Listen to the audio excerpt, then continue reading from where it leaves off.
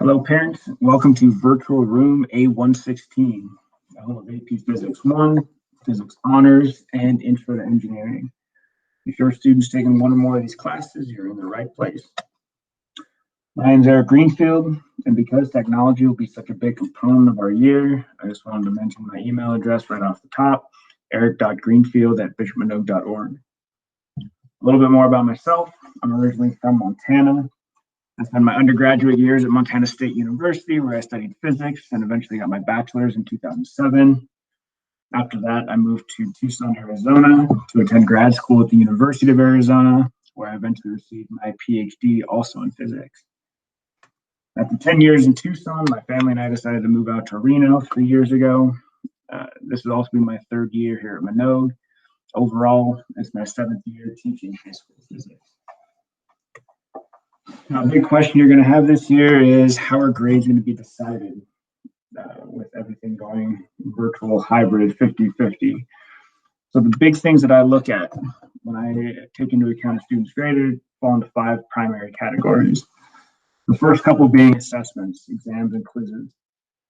This is the easiest way for me to gauge individually whether or not students are understanding what we're doing in class. So these are going to be the biggest part of the semester grades. After that, we also have homework. Homework's going to be given pretty much daily. Students are expected to turn in their own work, but I also encourage them to work on all of these assignments in groups. It's important to discuss these ideas out loud as a way to hopefully understand a little bit better what's going on in class. Another thing I'm going to be looking for is participation. Participation is important because that means kids are asking questions, kids are answering questions.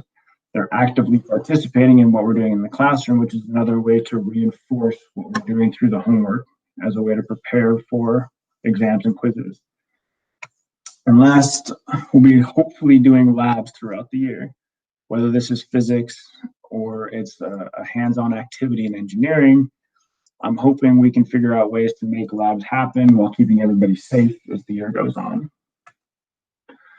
Now, as far as exams and quizzes, the assessments that are going to be given this year are going to be administered as 50-50 assessments. You might ask, well, what does that mean? What that means is every test or quiz is going to be offered on the same day at the same time to all the students in the class, whether they're in person at the school or virtual while studying at home for the day. To make sure that everything stays fair throughout the year, I'll alternate which crew is in school, which one is taking the quiz at home, from assessment to assessment. For homework, to minimize the amount of paper being transferred back and forth between myself and your students, all homework is going to be collected virtually this year. Students have been using a program called Cami the last 2 weeks to practice submitting their homework, and the hope is that all homework will be submitted by the time class starts each and every day. Now, I know this may not be the easiest thing depending on internet connections, and I know some things will pop up, but for the most part, I'm going to expect that homework is handed in on time every single day. In the event that homework is late, I'll still be accepting it for partial credit up to 1 week after the due date. After that point, it will go into the gradebook as a 0. Participation. Participation is also going to look different this year. As you might expect in class, the typical things I'll look for are the students prepared? Do they have what they need for class? Are they taking notes? Are they using work time effectively? I try to give at least some time every day to work on homework so that you don't have to take it home. Are they answering questions as I bring them up in class? Are they asking questions to try to go a little bit beyond what we've done during the lecture? And most importantly, with all the extra technology in the classroom, are they using it appropriately? Are cell phones put away? Are computers being used for the right thing? If they're open during the lesson, are they following along with the lesson? For students that are virtual for a given day, all of the above still applies. There are a couple other requirements that I have, specifically that webcams remain on. And while the webcam's on, students also remain in view throughout the entire class. Supplies you're going to need. Doesn't matter which class you're in, physics or engineering, you're going to want a notebook. That notebook is going to contain all the notes from lessons.